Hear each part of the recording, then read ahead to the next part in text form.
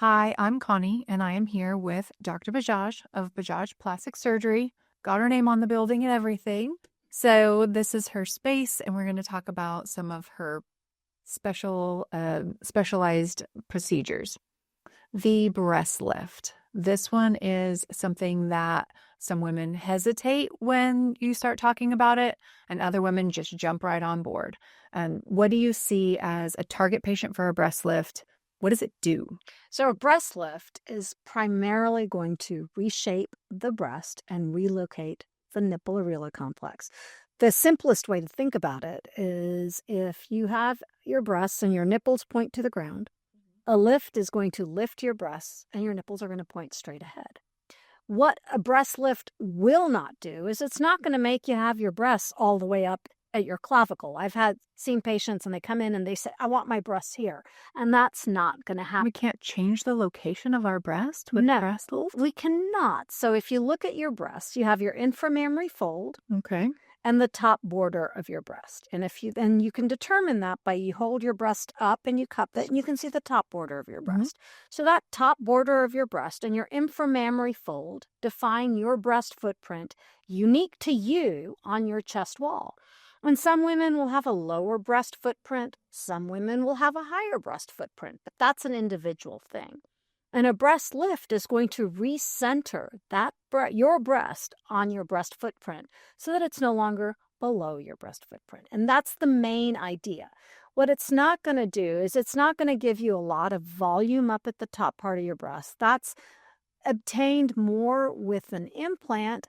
Although occasionally, depending on what your skin and breast tissue is like, we can do an auto augmentation where we use your own breast tissue to give you some fullness there. But that's something we can only determine by examining you. Some limitations there. Is a breast lift, if someone has wide set breast, how do you get them more narrow? Where's their? If your breasts are wide set, there's really very little we can do to bring them together. Because even if we were to place an implant, we don't want to divide too many of the muscle fibers to bring those implants together, because then you could have uniboob. So once again, there's some anatomical considerations that are unique to you that are not going to be able to be changed by surgery. And I think it's important. It's like you said, okay, so then look at your own anatomy, right? If a woman is looking at her own anatomy, looking at that fold, looking at where that top part of her breast goes, and also where that nipple areola complex sits. So if it's sitting somewhere, then you can't just go place an implant somewhere else on the chest wall, because where's the nipple going to end up, right? You don't want to just place the implants closer together and then things. You want implants to be behind the breast. Does the surgeon choose where the implant goes, or does the body's anatomy choose where the implant goes? I think your anatomy is always going to be key. So breast lift patients who are nervous about the amount of incisions and it might be adding to their recovery time, what do you say to that patient? So the incisions for a breast lift are longer or larger. They're typically an anchor or lollipop type incision. So while you do have more incisions, it really doesn't change the recovery after surgery, because these incisions are through the skin and breast tissue. And so you do have some burning and discomfort at the incision site. But if we're doing an augmentation at the same time, most of the recovery is actually related to the placement of the implant as opposed to the incisions for the lift. So it's not going to change when they can drive, when they can shower, when they can start lifting over, 8 to 10 pounds. None of those numbers change. They're all pretty much the same. That would be true. The recovery for a breast augmentation versus a mastopexy, which is a breast lift, versus a mastopexy and a breast augmentation are all very similar. Most women are able to drive within 3 days. Most women go back to work within 3 to 5 days, assuming it's a desk job, and still no heavy lifting or working out for about 2 to 3 weeks. 3 to 5 days off of work, that's very empowering.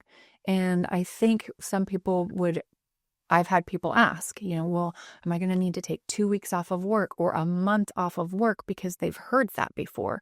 Like someone has told them that they're going to need 4 weeks off. I would go crazy.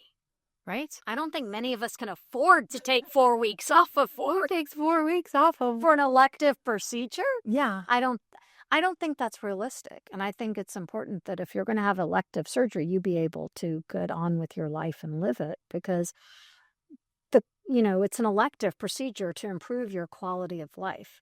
And Not to make it worse. Exactly. Just want to improve the quality of life. And also, how does that kind of speak to your own personal philosophy on, your work ethic and your, commitment to doing your daily activities? How does that kind of lead to what your recommendations are for your patients? I think you should live your life and be happy. You should do the things that allow you to do that. Well, I think that it's super beneficial to have all the tools, all those resources, and also a board certified plastic surgeon who has spent all this time training every month doing conferences, speaking at conferences, learning from things, learning from peers and colleagues, all so that she can invest in their experience, in their not only the surgery, but the recovery and then the results as well. And what are some of the most recent things that you've really found that are, contributing? I think one of the things that I really like to use are the Bridgets, which were designed by a plastic surgeon, and they're designed to take the tension off of the incisions and improve the appearance of scars. And using those on my tummy tucks, I think, has been a game changer, because the scars now don't spread apart. They stay as a fine white line, and I think that's been huge. What else do I enjoy doing?